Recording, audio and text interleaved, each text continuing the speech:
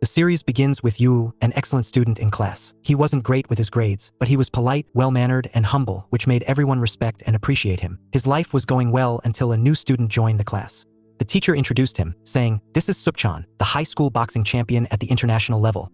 All the students clapped, except for Yu, whose face fell and showed fear, as if he had seen a demon in front of him. As soon as the teacher left the class, Sukchan started hitting the disruptive kids. In moments, he established control over everyone and didn't stop there. He also began to bully the girls. Yu calmly grabbed his arm and told him to calm down. This made Sukchan even angrier. He yelled at Yu, "You must have forgotten the lessons of the past." At that moment, it became clear that Suk was the same boy who used to bully Yu in middle school. Every time Yu complained to the teacher, things only got worse. And now the nightmare was back. Yu fell to the ground in pain. His eyes fell on a pen, which he grabbed, and he struggled to stand up. Suk laughed at him, mocking, "You're a coward. You can't hit me." Yu held the pen, and in a moment of anger and fear, everything inside him erupted. He stabbed Suk with the pen, and the stab hit his eye. The whole class froze in shock. Suk screamed in pain, holding his eye with blood pouring out. After the investigation, because Yu intentionally used a weapon and caused Suk to lose his right eye, it was not considered self-defense. His mother was crying, helpless and powerless. Yu was in shock, unable to believe that the first time he defended himself, it ruined his entire future. On the bus heading to the prison, no one could go near the man sitting in the back seat. The seat next to him was empty, but Yu was forced to sit next to him. This man was terrifying. After they arrived, the guards took all their belongings. An old inmate began explaining the rules to the newcomers, saying, "This place only knows the law of force. Whoever can hit the hardest wins.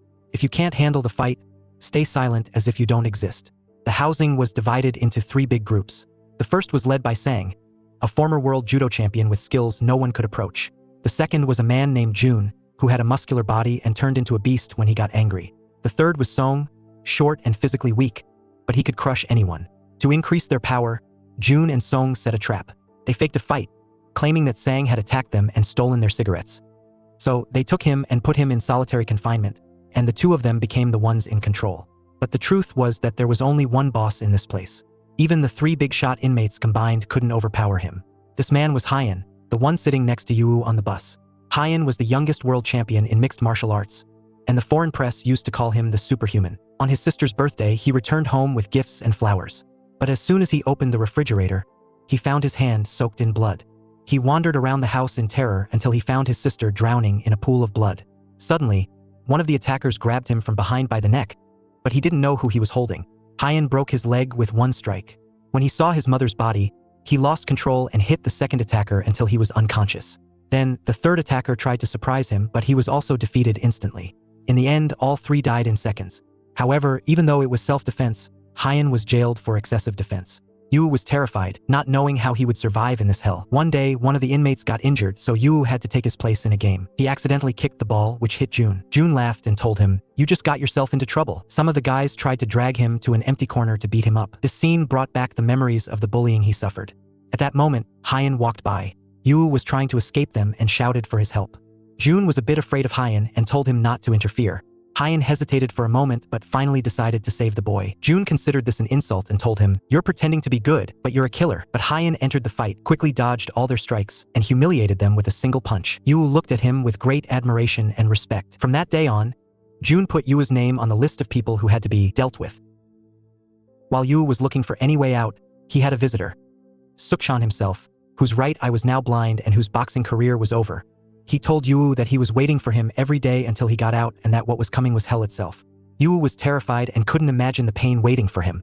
He cried and begged Suk to leave him alone, but Suk told him he couldn't forgive him. He walked away angrily. After that, Yu lived every day in prison in fear. In the daytime, Jun's threats followed Yu everywhere, and at night, Suk's angry face wouldn't leave his mind, haunting his dreams like a nightmare. After seeing Hyan train, Yu decided to take a big risk. Every day, he would go to Hyan and give him milk. At first, Hyan thought he was trying to get close to him to benefit from his strength and asked him to leave him alone. But Yu didn't listen and kept following him until he gathered his courage and told him he wanted to learn to fight like him. He told him he didn't want revenge. He just wanted to be strong and live a normal life without fearing anyone. He confessed that he had always run away because he didn't want to be hit and that he hated himself for being so weak that he even felt his existence was a mistake. But now he didn't want to run anymore. This touched Hyan, who was moved by the boy's sincerity. But he gave him one condition. He would train him only if he could run 100 laps in 40 minutes. As soon as Hyan said, "Start," Yu ran without thinking. But But after a while, he started getting out of breath, the world became blurry, and his legs couldn't carry him anymore. Still, he didn't stop. The images of the bullying he suffered in the past flashed before his eyes. He felt this was his only chance to change his fate, so he had to keep going. At the 70th lap, his body finally failed him and he fell to the ground. He wanted to give up. Even Hyan told him that quitting wasn't shameful. But Yu remembered his weakness from the past, stood up again, and ran until he collapsed unconscious. Although he didn't finish the 100 laps, Hyan accepted him as his student. Thanks to his good relationship with the guard, he managed to move Yu to his cell. Hyan told him they would start from scratch. Yu indeed began his first real training with Hyan's help. And it was very difficult. In the first few days, his body ached and he was hobbling from exhaustion, but he kept pushing himself harder and harder. He started eating well, considering food part of the training. Little by little, his muscles began to build up, to the point that the resistance band snapped from his strength. When the time was right, Hyan started teaching him real fighting, how to attack and how to withstand a blow. Within weeks, the weak Yu, who was afraid of his own shadow, became a strong fighter who could scare anyone. Everyone in prison was shocked by the change in him. At the same time, Suk was wandering the streets aimlessly.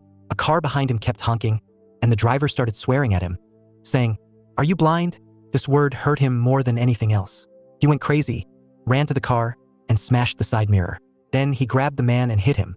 The one who saw this scene was a gang leader named Wu Yang. Impressed by Suk's strength, he offered him a job, but Suk completely refused.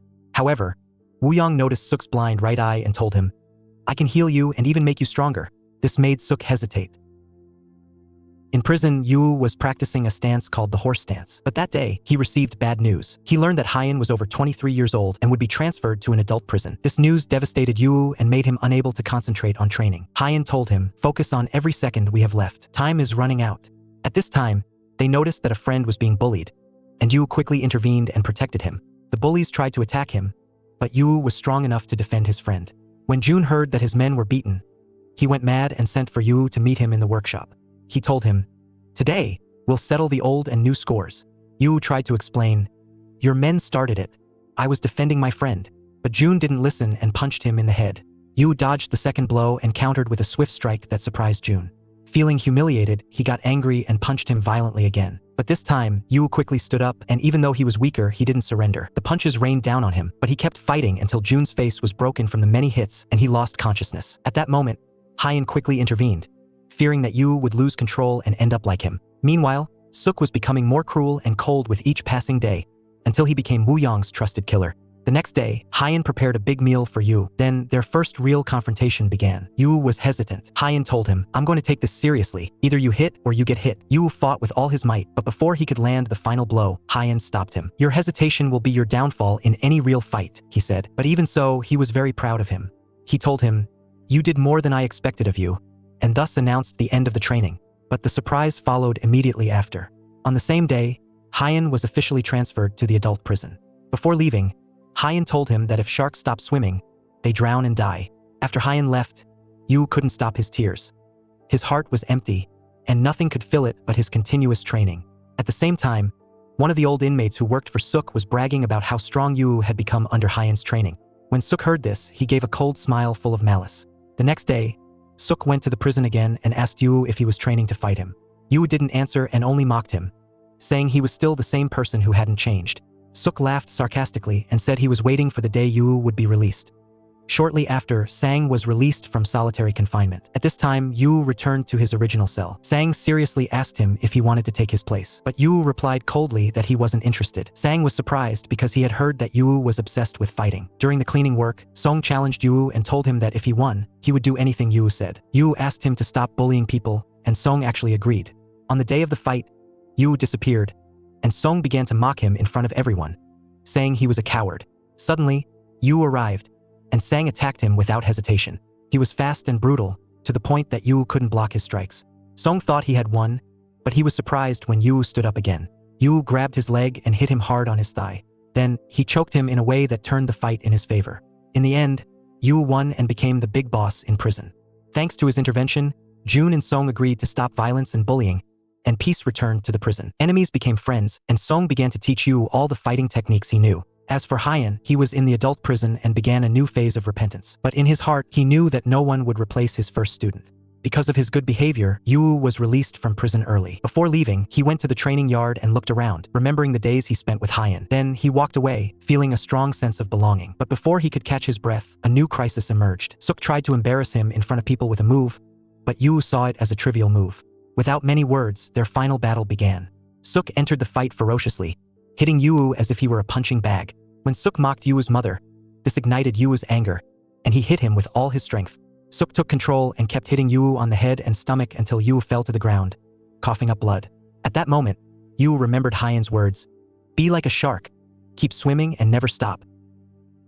This brought back his fighting spirit. The two began exchanging blows.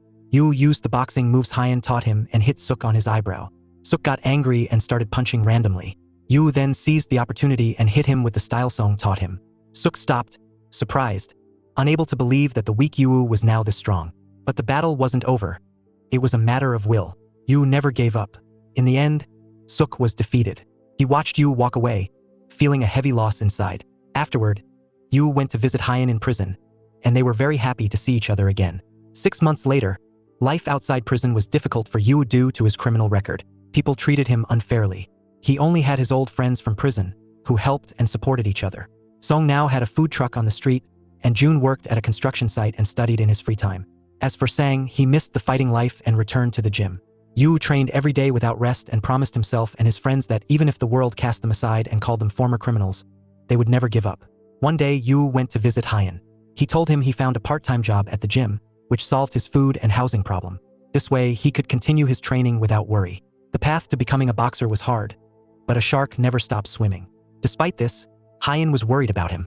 He told him that even if he could defeat Suk, the known gang leader, trouble wouldn't leave him alone. He kept warning him to be careful and not to act impulsively. Yu told him he would do everything he could. When Yu returned to the gym, he worked harder on himself and appreciated the opportunity he got. At that time, one of the trainees was hit by an arrogant professional boxer. The boxer was mocking, "Who is today's punching bag?" The coach told him that all the trainees had run away because they thought he was going to kill someone. The coach randomly picked Yu from the crowd. The man spoke to Yu and asked him to step in.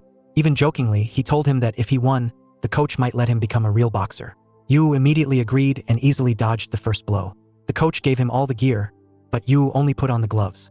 The man laughed and mocked him, thinking he was better than everyone else, and started a fierce attack on him.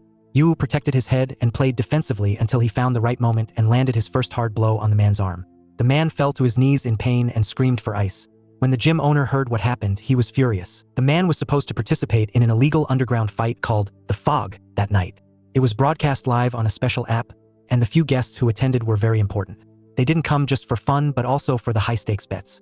One of the main fighters, nicknamed Tank, was waiting for the fight, but suddenly the fighters disappeared. The organizers had to find a replacement quickly. They promised that whoever stepped in would earn 10 times the amount, regardless of the result.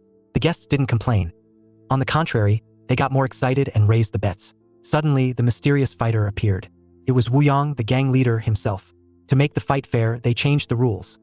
If Tank could survive for 30 seconds, he would win. The crowd went wild, and almost all of them bet on Wu Yang.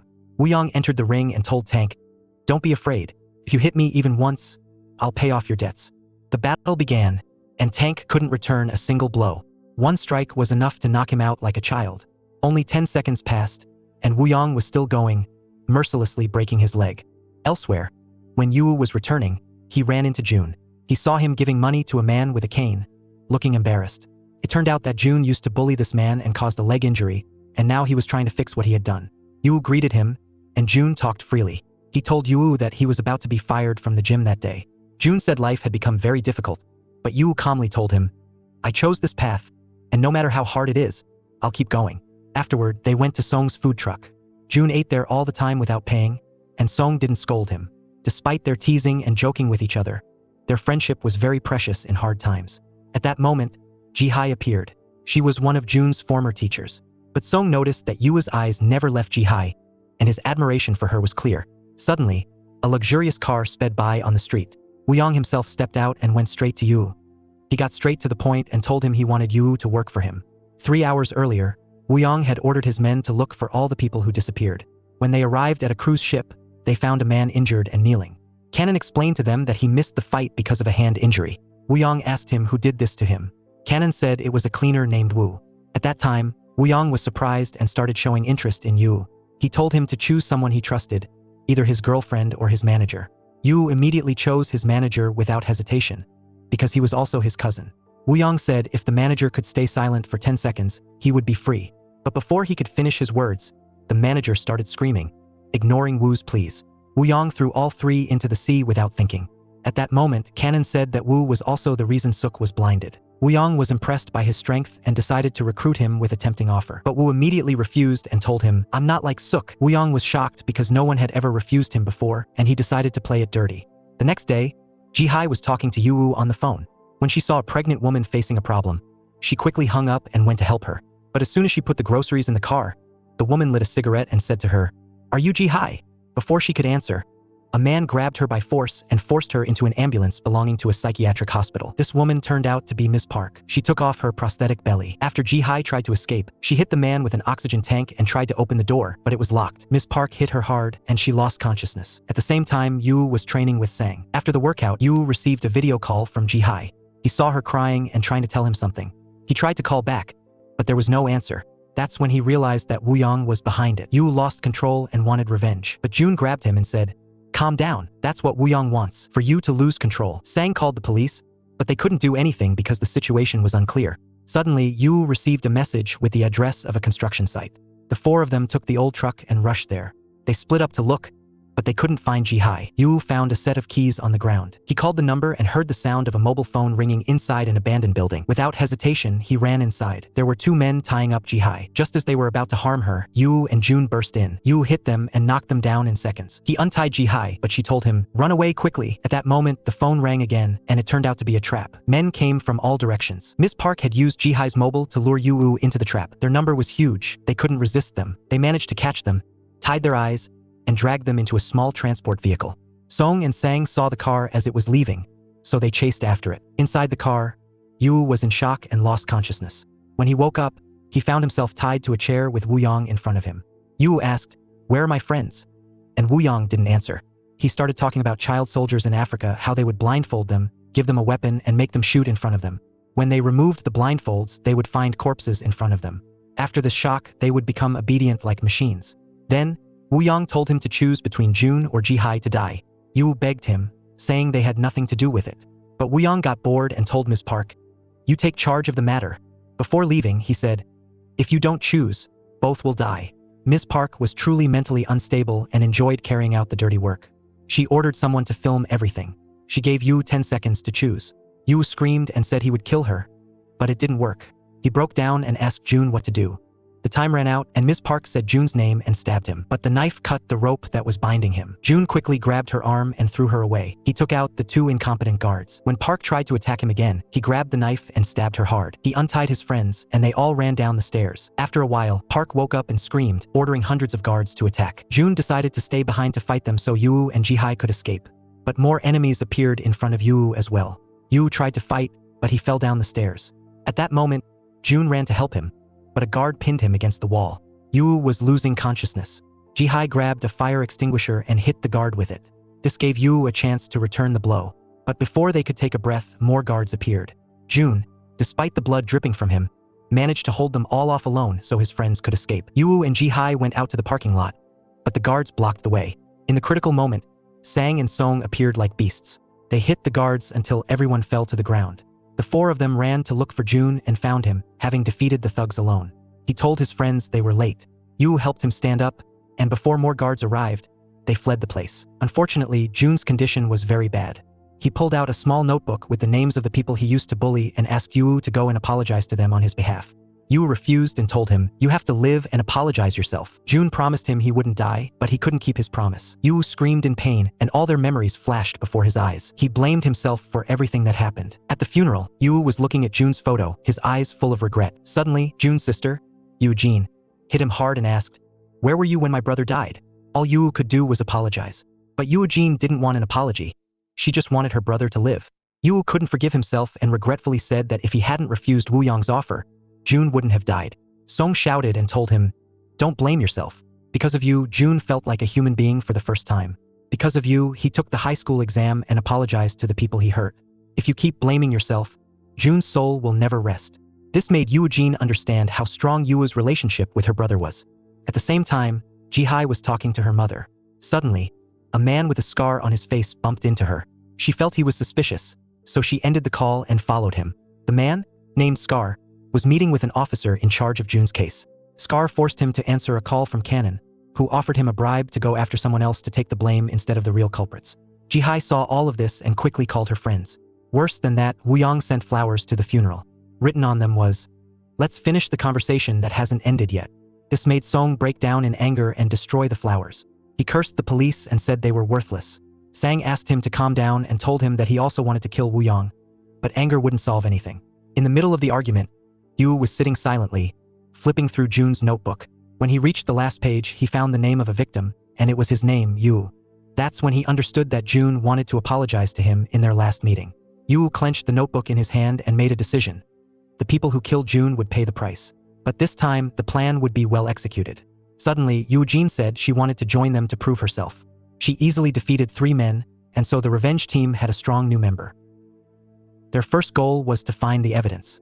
Ji-hai remembered that Woo-young had asked Ms. Park to record a video of the scene before, but the location where the video was saved was hard to find. Suddenly, an idea came to Yu's mind. Yoo-jin dressed up as a delivery worker and went to Woo-young's headquarters. She had a package containing hidden cameras. Since the security procedures there were strict, Yoo-jin taped the business card that Woo-young had given him before onto the box. The guard thought the package was related to Woo-young and immediately took it to the broadcasting room. Through the camera inside the package, the team began to draw an approximate map of the building.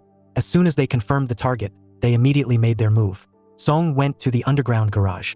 The guard saw a suspicious car on the cameras and went down to check what was inside, but they found it empty and emitting a strange sound.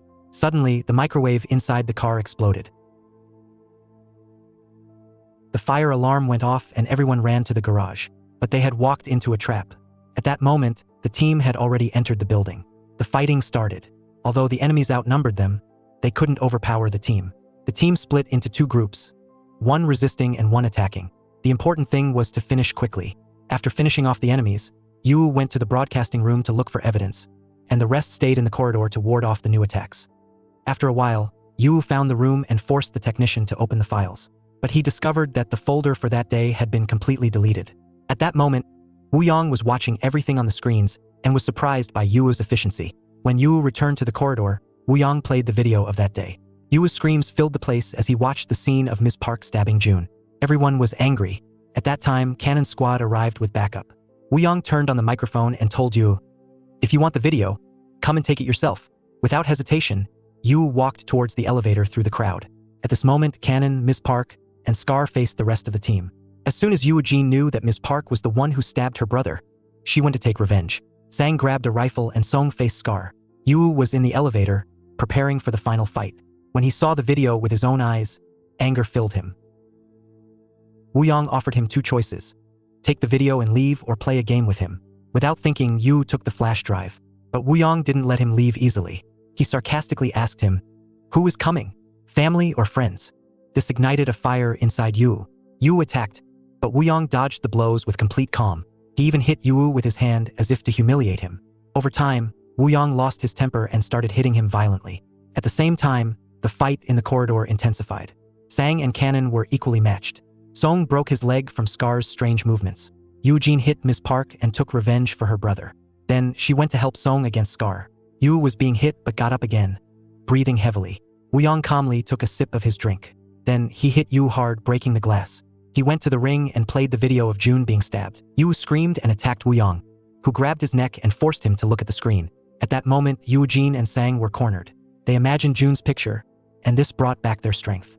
Yu gathered himself, freed himself from the grip, and started fighting with tremendous power. Woo-young got more excited when he was hit, but after a while, Yu started gaining the upper hand. Even so, he couldn't break his leg. So, he hit him on the head, then slammed him into the ring's glass. Yoo-jin was losing against Scar, and this broke her arm. In the exciting moment, Song intervened and choked Scar. This gave Yoo-jin a chance to finish him off. Sang also won the battle with difficulty, thanks to his determination. Although they all sustained severe injuries, they accomplished the mission. As for Woo-young, he got up again and attacked Yu. But this time, Yu didn't back down, he broke his arm. Woo-young, although he was about to fall, first tried to push him towards the window. Yu grabbed the frame with his hand. Woo-young hung him outside the window, yelling at him to let go. Yu wanted to take revenge for his friend, but he didn't want to become a killer. So instead of letting him fall, he pulled him inside with all his strength. Woo-young laughed and told him, "You'll regret this." But Yu calmly replied, "I'm not like you." At that moment, Woo-young understood that he had lost. After a while, the police arrested Woo-young on charges of running illegal gambling and involvement in murder crimes. Yu then visited every victim written in Jun's notebook and apologized to them in his name. Not all of them forgave him, but he did what he promised his friend. On the last page, Jun had written "forgiven" next to Yu's name, meaning he had forgiven him a long time ago. After that, Yu went to visit Hyan in prison and told him that he finally understood what it meant to be a great boxer like him. Hyan smiled and told him he had to work harder to reach that level. A short time later, the World Novice Championship was about to begin. The whole team was training hard. This time, they weren't fighting to survive. They were fighting for their passion. In the end, Woo-young was imprisoned. By coincidence, he was Hyan's cellmate. When their eyes met, both smiled, but it was a very cold smile. And that's it. If you liked the series, please click the like button, subscribe to the channel, and activate the bell button. Peace.